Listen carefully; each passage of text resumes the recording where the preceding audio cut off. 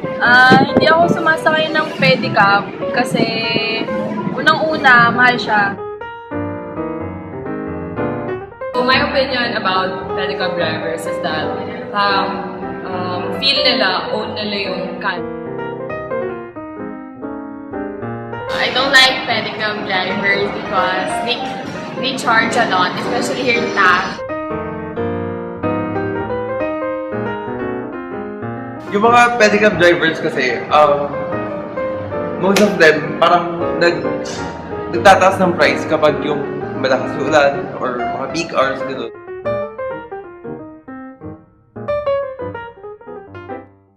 Isa ang pedicab sa mga pinakapangkaraniwang uri ng transportasyon dito sa Pilipinas, lalong-lalo na sa mga probinsya.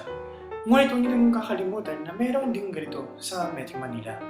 Isa nga itong figurative symbol ng kahirapan o ng idiomang isang kain, isang tuka. Dahil tunay na hirap ang pagdadaanan mo sa kapalit ng maliit na kita.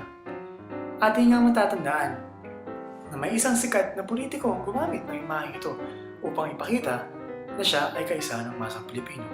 Pinag-aaralan natin ito dahil interesting intindihin ang buhay ng isang pedicab driver sa ating bansa. Kaya ikaw, makailam ka na.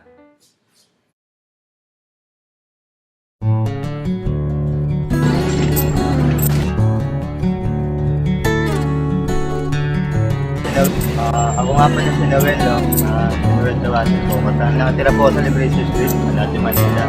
Ang pangalan ng asawa ko, si Cheche. Ani. Ang mga pangalan ng anak ko, si Aaron, si Lance, tapos si Lorenzo. Sila yung mga anak ko ngayon nasa aming tahanan. Kaya ito ngayon, sidecar ako para sa anak ko na nasa hospital ngayon.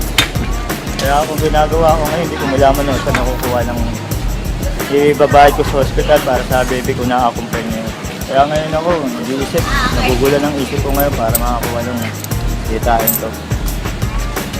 Ngayon, nandito, nagsasapalaran para kumita kahit kunti pambayad sa hospital.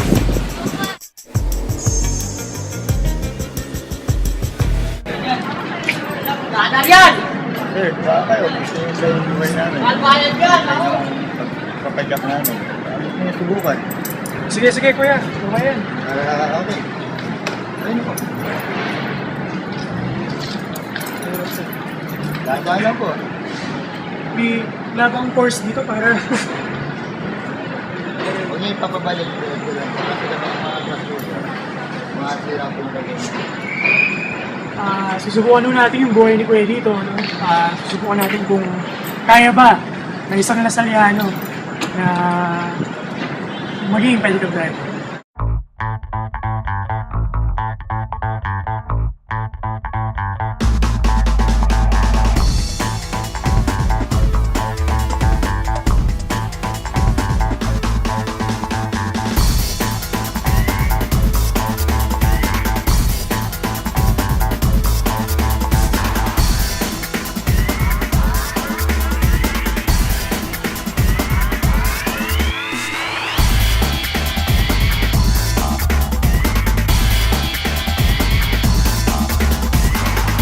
Maging pedicab driver. So, sino kaya una nating pasahero?